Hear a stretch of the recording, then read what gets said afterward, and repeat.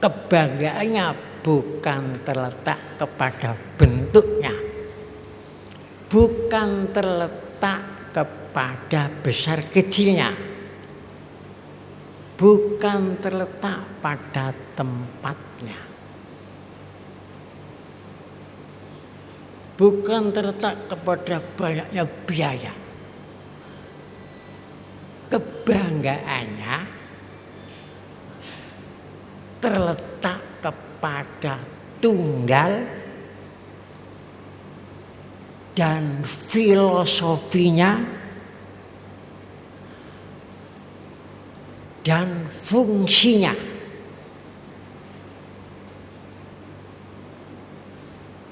Terletak kepada tunggalnya, filosofinya, fungsinya. Dikatakan tunggalnya di seluruh dunia ini,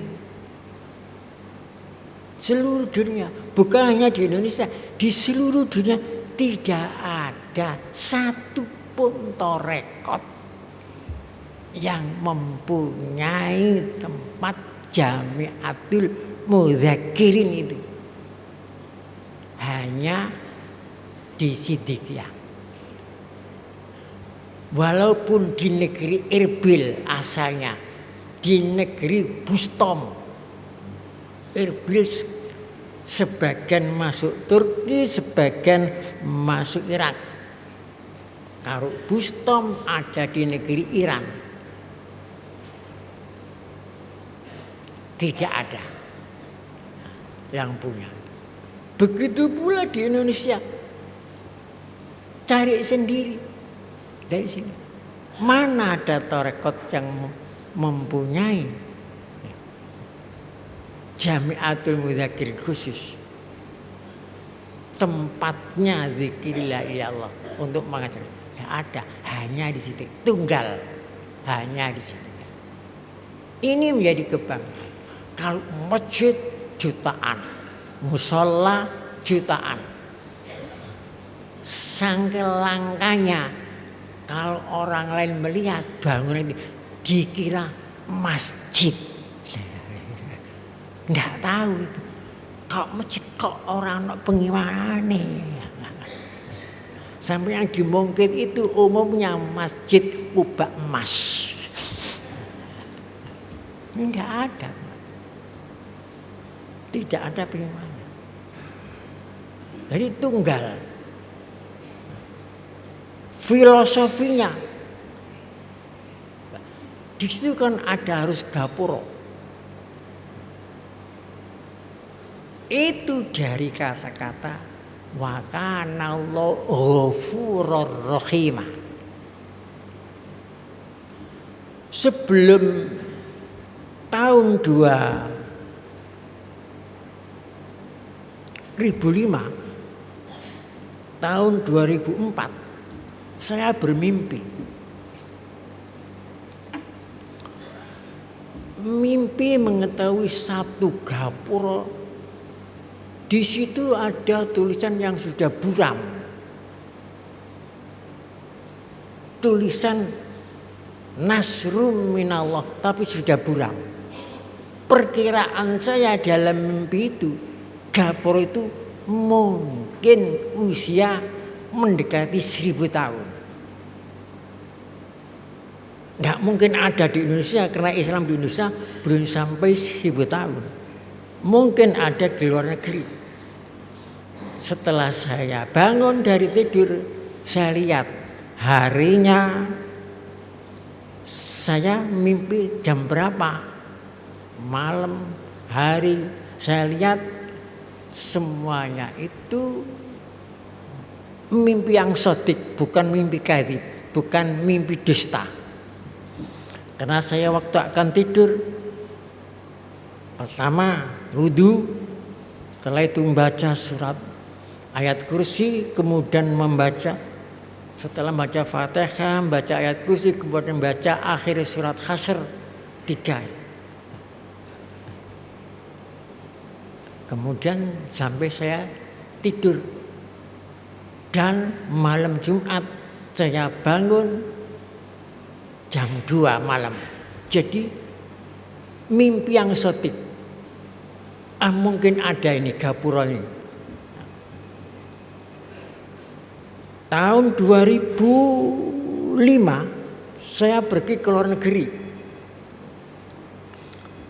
Di Yordania tidak ada, saya perhatikan. Di Syria tidak ada, saya perhatikan. Setelah saya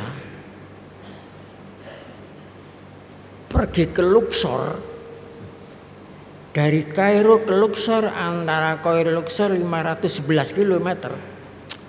Kemudian dari Luxor kembali lagi ke Kairo.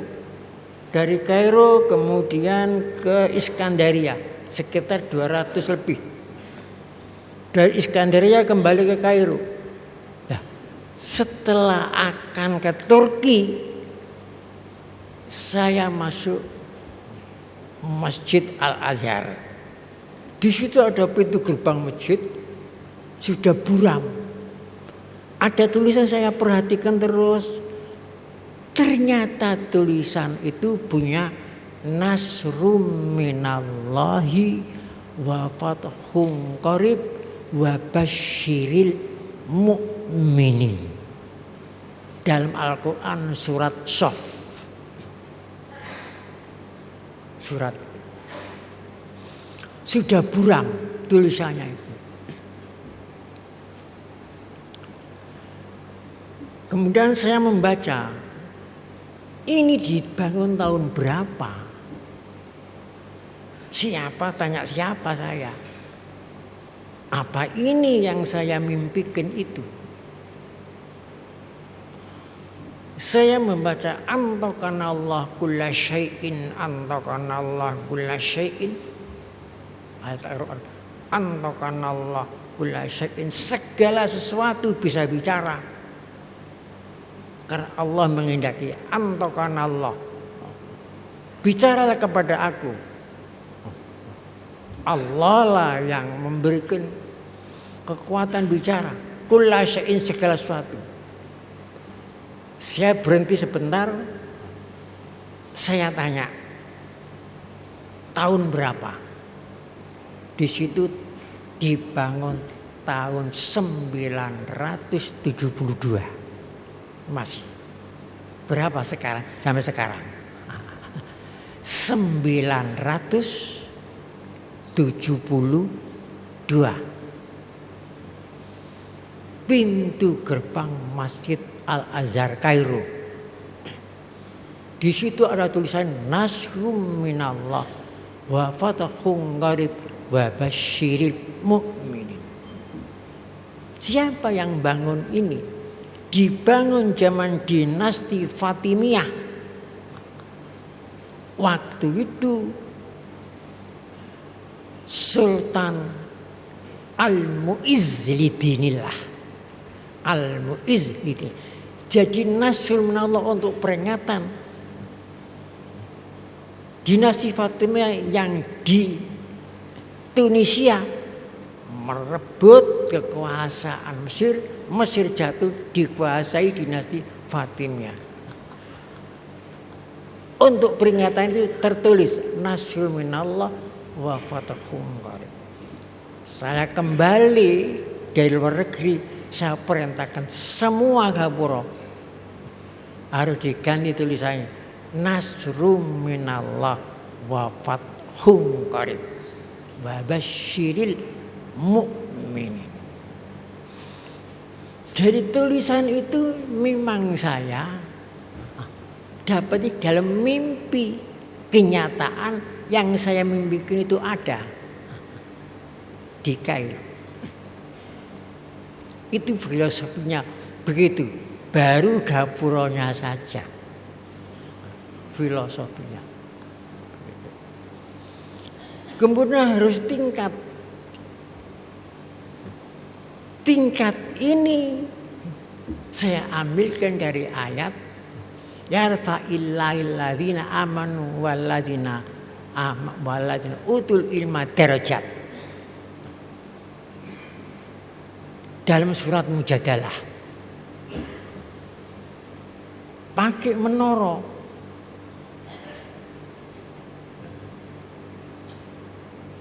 Itu dari surat Ahzab. Sirajan munira. Asalnya dari kata munira. Mengenai itu gelarnya Nabi Muhammad. Sirajan munira. Dari kata munira menjadi menara.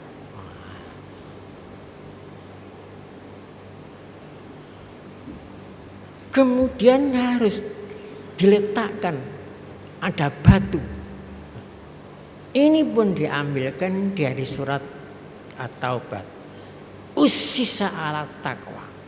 Dibangun di atas fondasi takwa.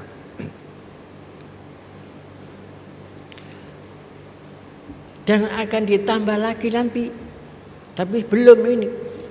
Nanti batas-batas tanah Jamiatul di tepi pojok-pojokan nanti akan dipasang batu. Tapi sudah jadi ada di sini. Sudah ada kotaknya. Batunya ada di dalam kotak. Sekarang sudah digarap oleh Pak Bari itu lebih dari 100 sudah. Dan nanti Jamiatul Mudzakirin batas apa itu tanahnya itu nanti ditanami tepi-tepi. Tinggal masukkan saja kotaknya kotak semen. Tapi sedekah. Sekarang disemen oleh Pak Bari. Yang garap Pak Bari dan saudara Adib. Sudah ditulis pakai tinta emas. Tinggal masukkan saja. Itu nanti semua.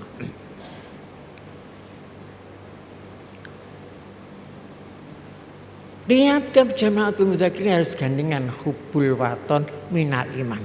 Satu-satunya yang punya monumen hubbul waton minal iman hanya di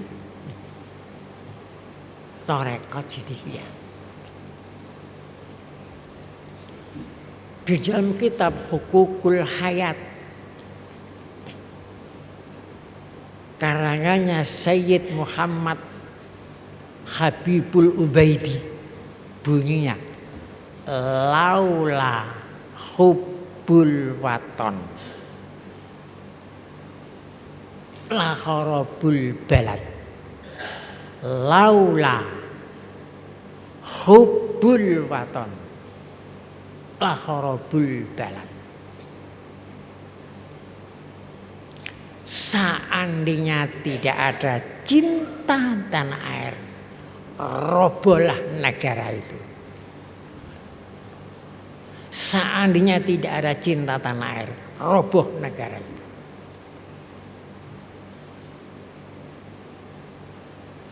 Begitu sangat mendalamnya filosofinya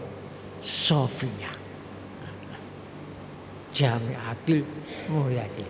Jadi itu nanti seluruh Jamiatul Mudzakirin ada hubbul waton minal iman, hubbul waton minal iman, semua ada. Untuk mempertahankan negara. Tanpa itu roboh negara.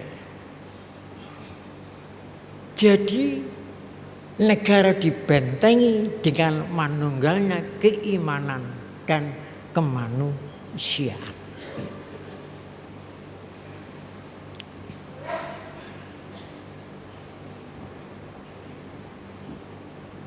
Oleh sebab itu mudah-mudahan masalah Jamiatul Mudzakirin yang jadi kebanggaan warga Sidikiyah ini bisa dilindungi. Ada hak paten. Karena akan banyak yang niru. Sekarang nopo-nopo ditiru, nopo-nopo diklaim.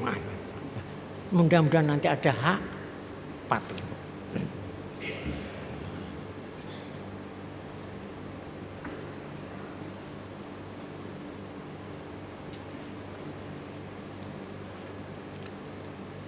itu mengenai Jamiatul Mudzakirin. Dan fungsinya coba, yang atas harus khusus untuk biatan, yang tingkat atas, di bawah bisa dipergunakan untuk kausaran, bisa dipergunakan untuk musyawarah, hal-hal yang bermanfaat mengenai sehubungan dengan Thariqah Shadhiliyah dan sehubungan dengan kemanusiaan. Jadi di bawahnya harus dipergunakan, dimanfaatkan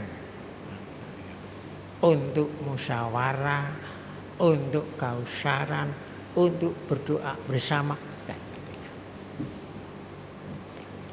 Tapi fungsi yang atas hanya untuk mengajarkan baiat.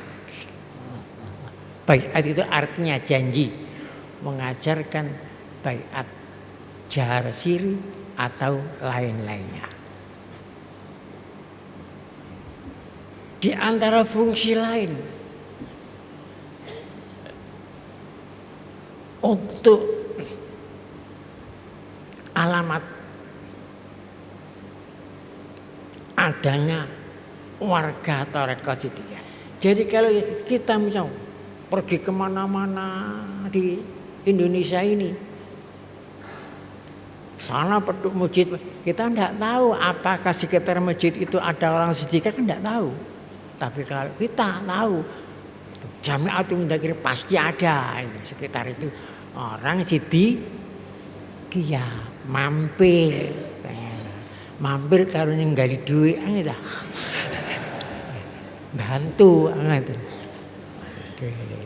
Bantu saudaranya. Alangkah indahnya. Begitu pula organisasi Persaudaraan Cinta Tanah Air Indonesia yang dijiwai oleh manunggalnya keimanan dan kemanusiaan. Saya sarankan supaya pasang pengenal-pengenal, lampor-lampor, papan nama, itu nanti tahu semua. Misalnya orang Hindu, orang Kristen pergi kemana-mana, kok petuk belang itu, oh ini saudara mampir, gak sungkan-sungkan, sampai ngoten, walaupun yang daerah Hindu, daerah Kristen, tapi ono belang itu, oh saudara mampir. Seluruh Indonesia.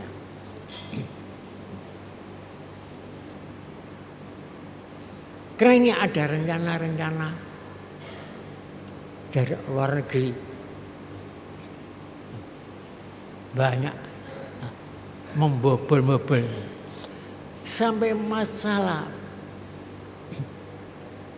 mengamandemen Undang-Undang 45. Ini pesanan dari luar negeri. Dan sekarang sudah di arah pembukaan. Ini sudah mengarah. Dan yang diincar lagi Pancasila. Karena luar negeri tahu Pancasila ini kalau sampai terus akan mendunia. Nah ini gitu. Makanya ada istilah dasar diganti pilar. Itu pesanan dari luar negeri. Bukan semata-mata sih. Dan kita harus melindungi. Satu-satunya cara